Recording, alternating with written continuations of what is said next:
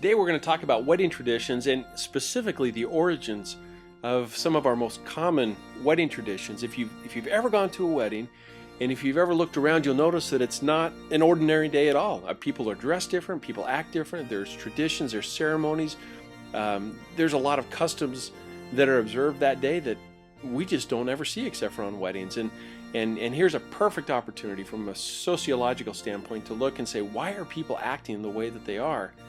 And there's reasons for it. There's traditions. There's the origins of those traditions. And today I want to spend a few minutes and we'll talk about where these all came from. So next time you go to a wedding, you look around, it may just look a little bit different than what you expected to see. Before we start, I'd like you to pair yourself with a person of the opposite sex, or it could be somebody of the same gender is okay too. Come up with a list of some of the common wedding traditions that you can think of. These could occur before the wedding, during the wedding, and after the wedding as well too.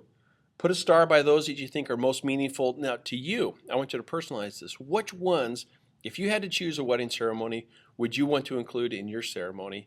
You're going to use this list as your assignment later on.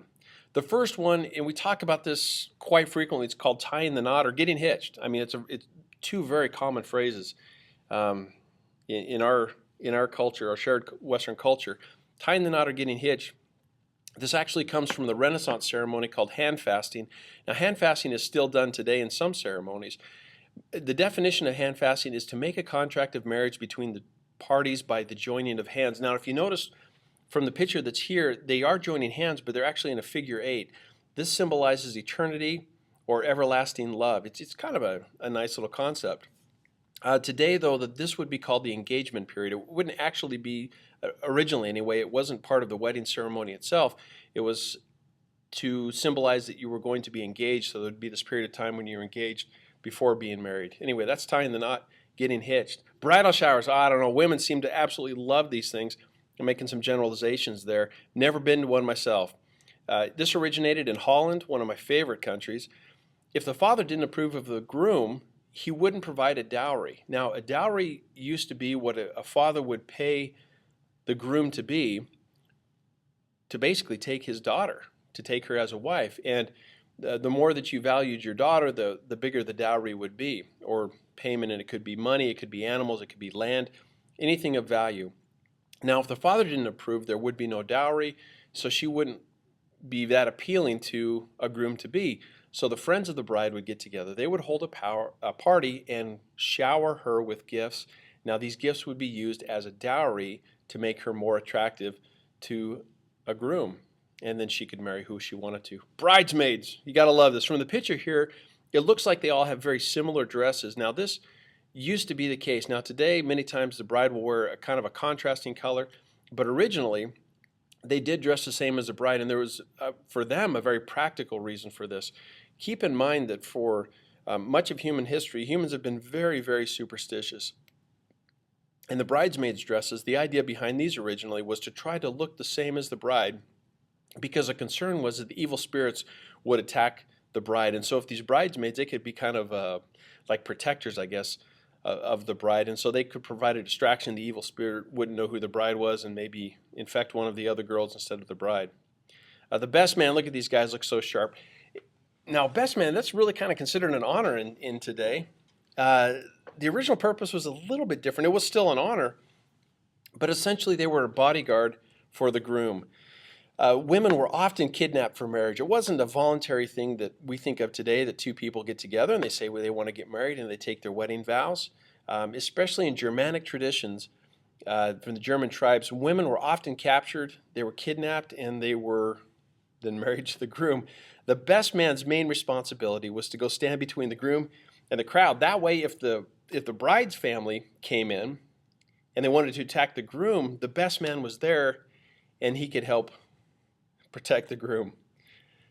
Giving away the bride. You see a picture here. This is from the most recent royal ceremony, and you see the father of the bride giving the bride away. And it seems like such a nice tradition. The fathers, many of them grow up in the idea of walking their daughter down and giving her away. The unfortunate part of this was an ancient tradition when female children were considered the property of the father. And because they were property, by giving her away to the groom, he was basically transferring ownership of the girl from the father to the husband. Again, about property rights. It's about ownership rights. Bride standing on the left, I honestly had never really thought much about this. It's just what we see, and almost always the case, the bride is to the left. The reason for this started in Anglo-Saxon, what we would call today present-day England. If the bride was on the left, this would keep the groom's right hand free just in case he needed it for the sword, in case he had to fight somebody, and the best man was busy fighting off the crowd as well too. I guess this would only work if he was right-handed, but quite interesting that the bride stands to the left instead of to the right. The rings, very symbolic. Until about 100 years ago, weren't as popular, but today extremely popular and part of almost every wedding ceremony. Roman and Greek beliefs, they believed that there was a vein in the finger that went directly to the heart. And by giving a ring to somebody, your spouse, this became a symbol that something you gave them held onto your spouse's heart. So it's kind of a warm, fuzzy feeling that you have there in providing a ring, that you're holding onto your spouse's heart.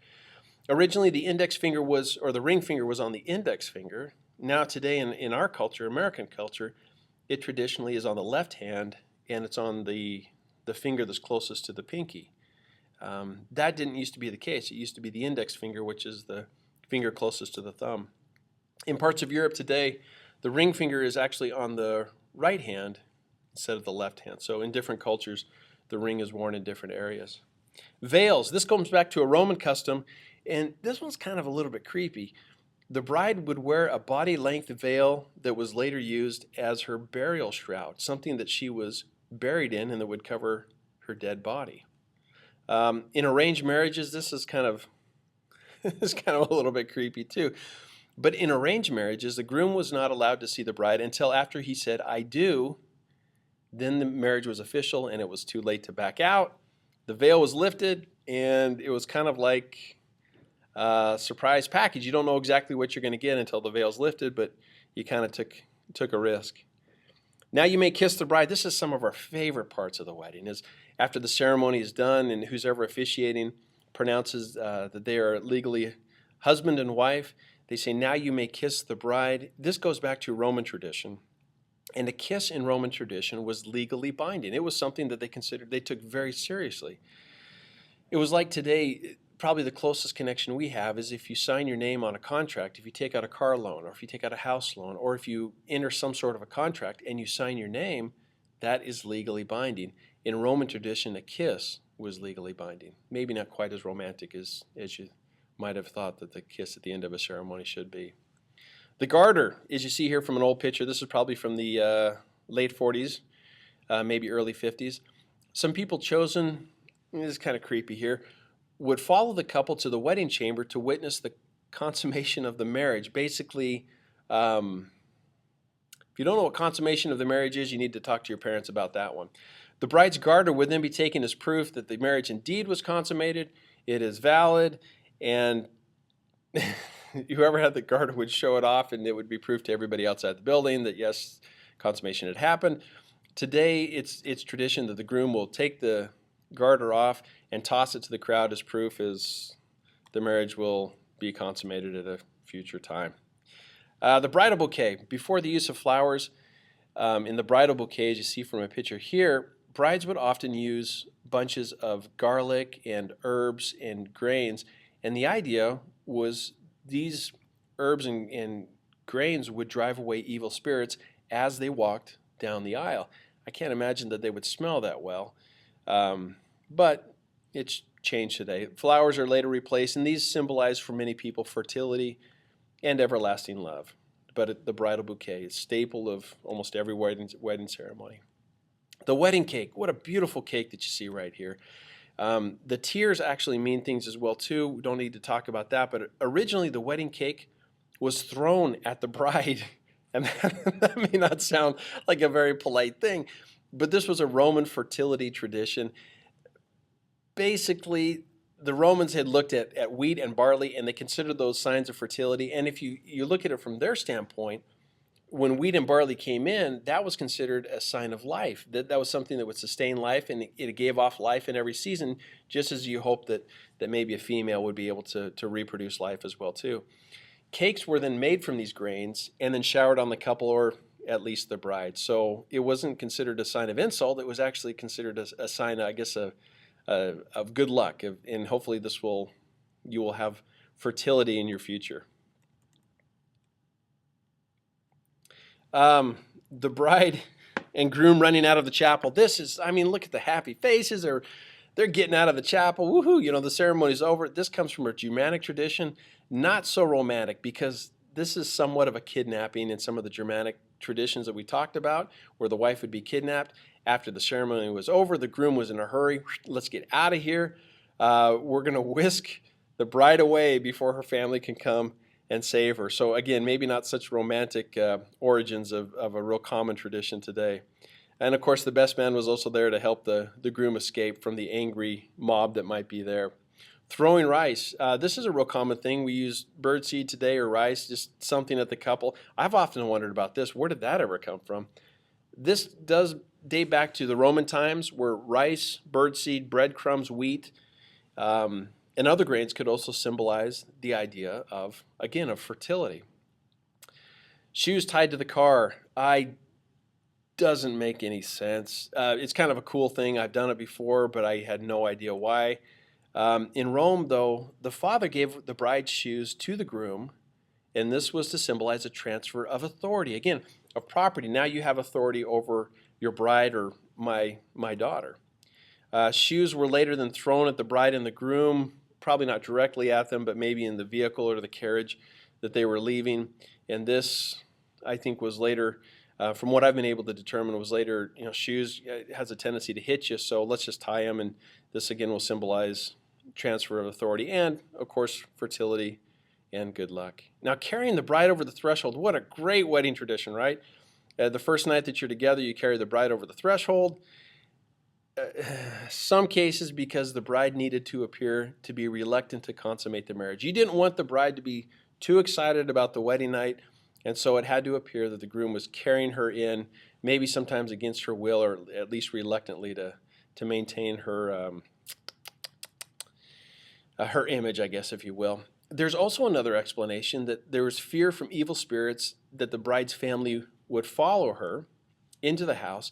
And so if the groom carried her, the threshold right there at the base of the door would stop the evil spirits from entering the house. The threshold was believed to contain evil spirits to help stop them. And also, too, women were considered vulnerable to catching evil spirits, women more so than men, and especially for some reason from the soles of their feet. So the idea, let's carry the wife, have the male carry the wife, but also, too, if she doesn't have her feet touch the ground, then maybe the evil spirits won't be able to inhabit her body, and of course won't come into our home. The honeymoon. The honeymoon, the idea now is that let's go to a honeymoon destination, a location where many times tropical, or Mexico or something like that. This, though, it probably came from Germanic origins, is a time when the groom went into hiding with the bride. It was usually at least a month, and the idea was the bride would be pregnant by then, and the bride's family would then be forced to accept the marriage. If there was a period of time that the bride and the groom were gone, she came back pregnant, well, then they would have to accept the marriage. That's the idea. Okay, now that you know all these things, look at the list that you made before the presentation. Identify the ones that were most meaningful to you. You probably have put a star by those. I hope you have. The ones that you thought had greatest meaning to you. I want you now to identify what were the most surprising origins that you've learned about today. Of all those things that we've talked about, which ones do you think are most surprising to you? And also, too, I want you to answer, what traditions would you be most willing to keep or possibly eliminate from your wedding? Explain, and I want you to explain each reason. You should be able to identify at least 4 or 5 of these things. And again, I'm not asking you necessarily to keep them or even eliminate them, but be somewhat reflective here. Now that you know the origin, does it make any difference? Or maybe you just keep them because maybe the meaning would mean something different to you. Anyway, looking for your feedback. Turn those in when you're done. Enjoy.